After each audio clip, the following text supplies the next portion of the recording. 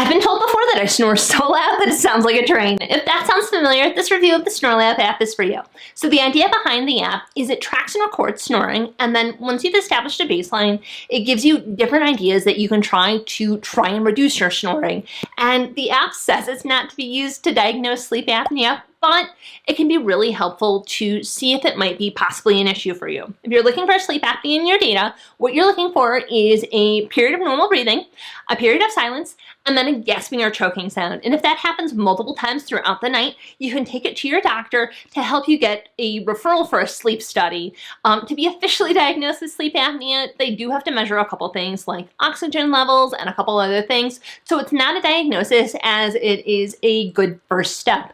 Also, bear in mind that you can have sleep apnea without snoring, you can snore without sleep apnea, so this isn't a covers everything kind of scenario. I cannot believe how sensitive the recording is. I am pretty sure it recorded every single noise that happened at night. I changed positions in bed and it caught the blankets rustling. My boyfriend goes to bed before me and it caught him like closing doors in other parts of the house. It was very, very thorough as far as all the noises that it captured. Also, something really interesting that I found is there was an actual study done looking at the Snore Lab app specifically. The methodology for it wasn't the best. It was just one participant, and what it was is they were looking at 3 phones that were simultaneously recording to see if there was any discrepancies in the data. What they found was that there were no significant differences for the measurements for the 3 smartphones for the time in bed, all snoring time, snoring percentage, and quiet time. So the only real difference was what each phone rated each snore as. So one phone might say that a specific snore was a severe snore,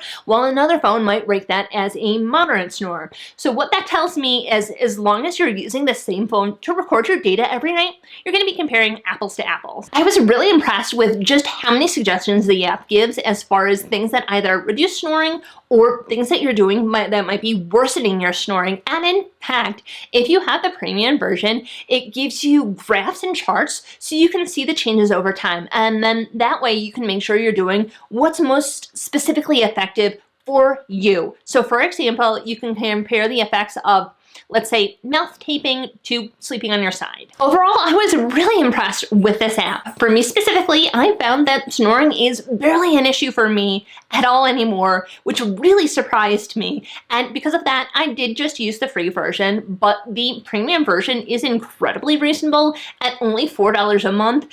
This isn't a sponsored video or anything like that. I just heard it recommended. I wanted to try it out, and I wanted to let other people know about it. In case you're not already using it, I would highly recommend this app if you are in the position where you definitely snore or you're concerned that you snore. If you like this video, please give it a thumbs up so I know you enjoyed it. Sweet dreams!